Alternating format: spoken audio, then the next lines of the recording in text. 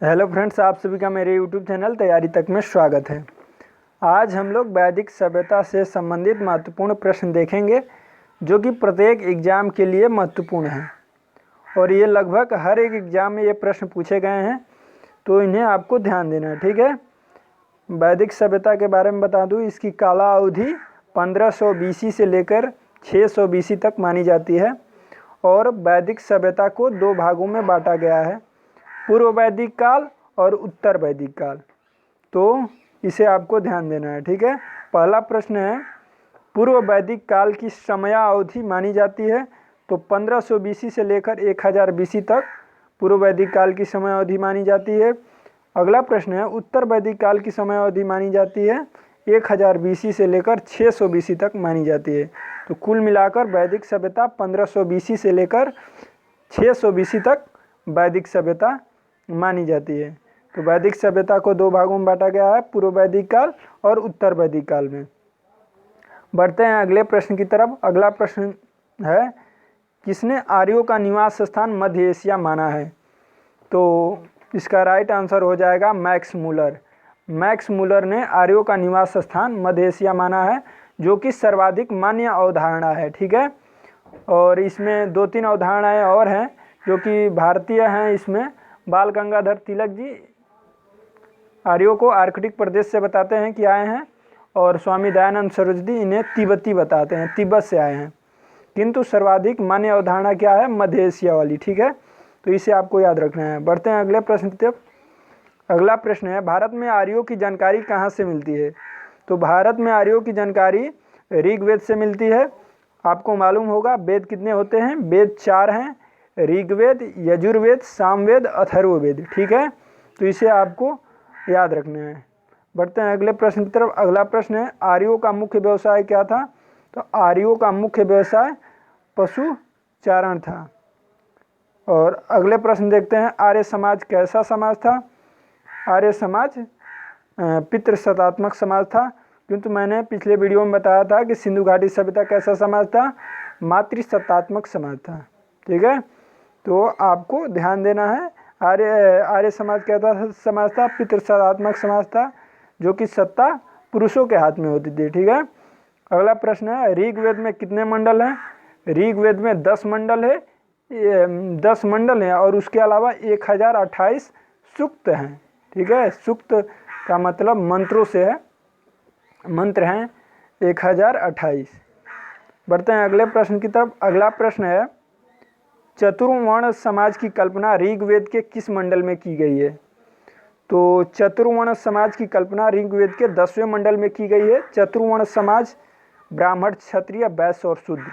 और इसमें बताया गया है 10वें मंडल में कि ब्राह्मण का जन्म ब्रह्मा के मुख से, क्षत्रिय का जन्म उसकी भुजाओं से, और वैश्य का जन्म उसकी जांघों से, और शूद्र का जन्म उसके पैर से हुआ है। ठीक है। तो इसमें चतुर्वर्ण समाज की कल्पना ऋग्वेद के 10वें मंडल में की गई है। बढ़ते हैं अगले प्रश्न की तरफ। तीसरे मंडल में प्रसिद्ध गायत्री मंत्र किसके लिए समर्पित है? तो इसका राइट आंसर हो जाएगा सूर्य देवता सावित्री के लिए। और गायत्री मंत्र की रचनाकार कौन थे? विश्वामित्र थे। ठीक है। बढ़ते हैं अगले प्रश्न की तरफ। अगला प्रश्न है, किस मंडल में देवता सोम का उल्लेख है? तो 9वें मंडल में, ऋग्वेद के 9वें मंडल में सोम देवता का उल्लेख है। अगला प्रश्न है, दशराग युद्ध का उल्लेख ऋग्वेद के किस मंडल में है? तो दशराग युद्ध का उल्लेख ऋग्वेद के 7वें मंडल में है। दशराग युद्ध 10 राजाओं और भरत जन के राजा सुदास के बीच लड़ा गया था, जिसमें सुदास विजयी हुआ। ठीक है। तो इसे आपको याद रखना है। अगला प्रश्न है, समाज की सबसे छोटी इकाई क्या होती थी वैदिक सभ्यता में? तो समाज की सबसे छोटी इकाई कुल या परिवार। ठीक है। उसके बाद उससे बड़ी क्या होती थी? ग्राम। ग्राम के बाद क्या होती थी? 20 के बाद क्या होती थी? जन। ठीक है। तो कुल के मुखिया को क्या बोलते थे? कुलप बोलते थे। और ग्राम के मुखिया को ग्रामीणी, और 20 के मुखिया को बिशप, और जन के मुखिया को राजा या गोप बोलते थे। ठीक है। राइट है ना। बढ़ते हैं अगले प्रश्न की तरफ। जीवन भर अविवाहित रहने वाली महिलाओं को क्या कहा जाता था? तो उस समय जीवन भर अविवाहित रहने वाली महिलाओं को अमाजु कहा जाता था। ठीक है, तो इसे आपको याद रखना है। बढ़ते हैं अगले प्रश्न की तरफ। आर्यों का मुख्य पेय पदार्थ क्या था? तो आर्यों का मुख्य पेय पदार्थ सोमरस था, जो कि वनस्पतियों से बनाया जाता था और इसका प्रयोग भक्ति भावना में लीन होने के लिए सोमरस का पान करते थे। ठीक है, अगला प्रश्न है, ये प्रश्न बहुत ही महत्वपूर्ण है परीक्षा के लिए और अक्सर एग्जाम में पूछा गया है। असतो माँ सदगमय तमसो माँ ज्योतिर्गमय वाक्य किस वेद से लिया गया है? तो इसका राइट आंसर ऋग्वेद हो जाएगा। इसे आपको ध्यान देना है, ये अक्सर एग्जाम में पूछा गया है। किस वेद से लिया गया है? तो ऋग्वेद से लिया गया है। बढ़ते हैं अगले प्रश्न। अगला प्रश्न देखते हैं। अगला प्रश्न ऑब्जेक्टिव टाइप का है, एमसीक्यूज है। ऋग्वेद के मंत्र का पाठ करने वाला पुरोहित क्या कहलाता था? तो ऋग्वेद के मंत्र का पाठ करने वाला पुरोहित होत्री कहलाता था। और इसमें 3 अन्य ऑप्शन हैं, तो वे ऑप्शन भी देख लिए।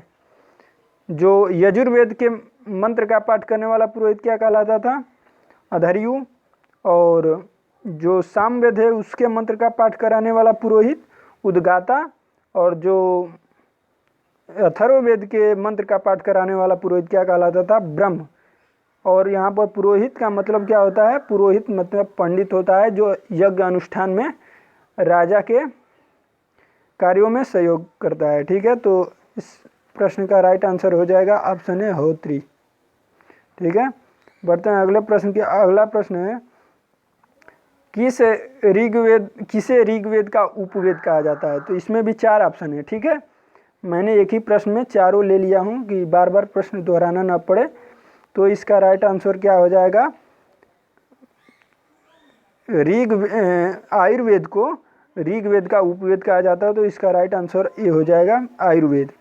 अन्य 3 ऑप्शन देख लेते हैं। जो धनुर्वेद है, धनुर्वेद जो यजुर्वेद है उसका उपवेद कहा जाता है धनुर्वेद को। गंधर्ववेद ये सामवेद का उपवेद है। शिल्पवेद ये अथर्ववेद का उपवेद है। ठीक है, उपवेद जिस तरह की आज सीएम डिप्टी सीएम इस तरह ना, इसी तरह उस समय भी ऐसे ही जो वेद थे उसके सहयोग के लिए उपवेदों की रचना की गई थी। ठीक है, बढ़ते हैं अगले प्रश्न की तरफ। अगला प्रश्न है, वेदत्रयी नाम से जाना जाता है। तो वेदत्रयी नाम से ऋग्वेद, यजुर्वेद और सामवेद को वेदत्रयी के नाम से जाना जाता था। तो इसका राइट आंसर क्या हो जाएगा? ये सभी। ठीक है, बढ़ते हैं अगले प्रश्न की तरफ। अगला प्रश्न है, पुरंदर का शाब्दिक अर्थ है। तो पुरंदर का शाब्दिक अर्थ है किलों को तोड़ने वाला या दुर्गों को तोड़ने वाला। तो पुरंदर शब्द किसके लिए प्रयुक्त हुआ है? तो पुरंदर शब्द इंद्र के लिए प्रयुक्त हुआ है। इंद्र, जो वैदिक सभ्यता में इंद्र सबसे पवित्र प्रिय देवता माने जाते थे सबके। ठीक है, अगला प्रश्न है, आदर्श वाक्य सत्यमेव जयते किस उपनिषद से लिया गया है? तो सत्यमेव जयते मुंडकोपनिषद से लिया गया है और यह प्रश्न अक्सर एग्जाम में आया हुआ है, तो इसे आपको याद रखना है। ठीक है, अगला प्रश्न है, माँ गृध कस्या विधानम वाक्य किस उपनिषद से लिया गया है? तो इसका राइट आंसर हो जाएगा ईशावास्य उपनिषद। यह प्रश्न लेने का मकसद यह है कि यह प्रश्न हालिया दिनों में चर्चा में था और यह लोकपाल जो बना है वर्तमान में, जो 2019 में लोकपाल का गठन हुआ भ्रष्टाचार के खिलाफ, यह एक संस्था है। तो उसका जो मोटो है, उद्देश्य उसका यही है, माँ गृध कस्या विधानम। इसका अर्थ होगा किसी अन्य के धन के लोभी न बने, किसी अन्य के धन पर लोभी न बने। ठीक है, अगला प्रश्न है, ऋग्वैदिक काल के प्रमुख देवता थे। तो इसे मैंने बताया कि इंद्र थे, किंतु ऋग्वैदिक काल को पूर्व वैदिक काल भी कहते हैं, ये ध्यान देना है। ठीक है, पूर्व वैदिक काल को ऋग्वैदिक काल भी कहा जाता है। और कहने का रीजन क्या है कि पूर्व वैदिक काल में ही ऋग्वेद की रचना हुई थी, तो इसलिए स्वाभाविक है कि पूर्व वैदिक काल को ऋग्वैदिक काल कहा जाता है और उसके प्रमुख देवता इंद्र थे। वहीं जो उत्तर वैदिक काल है उसके प्रमुख देवता प्रजापति को माना जाता है। ठीक है, तो दोनों में अंतर है, ध्यान देना है। ठीक है, अगले प्रश्न की तरफ बढ़ते हैं। किस वेद में सभा और समिति को प्रजापति की पुत्रिया कहा गया है? तो ये भी अक्सर एग्जाम में पूछा गया। अथर्ववेद में सभा और समिति को प्रजापति की पुत्रिया कहा गया है। तो सभा और समिति उस समय संस्था थी जो कि राजा को उसके प्रशासनिक कार्यों में मदद करती थी। ठीक है, तो सभा में बुद्धिमान व्यक्ति बैठते थे और समिति में आम लोग भी बैठते थे। ठीक है, बढ़ते हैं अगले प्रश्न की तरफ। ऋग्वैदिक काल की प्रमुख नदी थी, तो ऋग्वैदिक काल की प्रमुख नदी सरस्वती थी। पवित्र नदी भी क्या थी? सरस्वती ही थी। ठीक है, अगला प्रश्न है, आर्यों का प्रिय पशु था। आर्यों का प्रिय पशु घोड़ा था। ठीक है, बढ़ते हैं अगले प्रश्न की तरफ। ये प्रश्न बहुविकल्पीय टाइप है, ऑब्जेक्टिव एमसीक्यूज। योग दर्शन के प्रवर्तक हैं, तो योग दर्शन के प्रवर्तक पतंजलि। तो आपको पतंजलि याद रखना है। ठीक है, और इसमें 3 अन्य ऑप्शन दिए हैं, कपिल, गौतम, कणाद। तो कपिल जो हैं वो सांख्य दर्शन के प्रवर्तक हैं, गौतम जो है न्याय दर्शन के प्रवर्तक हैं, कणाद वैशेषिक दर्शन के प्रवर्तक हैं। और कणाद के बारे में एक और प्रश्न आता है, भारत के परमाणुवाद के जनक भी माने जाते हैं। ठीक है, भारत में परमाणुवाद के जनक कणाद को माना जाता है। तो इस प्रश्न का राइट आंसर क्या हो जाएगा? योग दर्शन के प्रवर्तक पतंजलि, कपिल जो हैं सांख्य दर्शन के प्रवर्तक हैं, गौतम न्याय दर्शन के प्रवर्तक हैं, और कणाद वैशेषिक दर्शन के प्रवर्तक हैं। बढ़ते हैं अगले प्रश्न की तरफ। ये भी एमसीक्यू है, उपनिषदों की कुल संख्या कितनी है? तो इसका राइट आंसर क्या होगा? Option B 108। इसमें 2 अन्य ऑप्शन दिए गए हैं, एक ये है 18, सी 6। तो 18 महापुराणों की संख्या है और 6 वेदांगों की संख्या है, तो इसे भी आपको याद रखना है। ठीक है, बढ़ते हैं अगले प्रश्न की तरफ। अगला प्रश्न है, उत्तर वैदिक काल में वर्ण व्यवस्था किस आधार पर निर्धारित होने लगी? तो जो पूर्व वैदिक काल था उसमें तो वर्ण व्यवस्था कर्म के आधार पर निर्धारित होती थी, किंतु उत्तर वैदिक काल में जाकर जो वर्ण व्यवस्था थी वो जन्म के आधार पर निर्धारित होने लगी थी। तो और यहीं से जाति प्रथा का प्रचलन चलने लगा। जन्म के आधार पर जो वर्ण व्यवस्थाएं चालू हुई तो वहीं से जाति प्रथा का प्रचलन बढ़ चला। अगला और आखिरी प्रश्न है, ऋग्वेद में अघन्य शब्द किसके लिए प्रयुक्त किया गया है? तो गाय के लिए अघन्य शब्द का प्रयोग किया गया है। गाय को पवित्र माना गया है, उसका वध करने पर या उसकी हत्या करने पर मृत्यु दंड तक का भी प्रावधान किया गया है ऋग्वेद में। तो यहाँ पर हम लोगों का वीडियो समाप्त हुआ, और यदि वीडियो अच्छा लगा तो लाइक करें, शेयर करें और सब्सक्राइब ज़रूर कर लें, ताकि आने वाले वीडियो का नोटिफिकेशन आपको मिलता रहे। साथ में बेल आइकन भी दबा लें।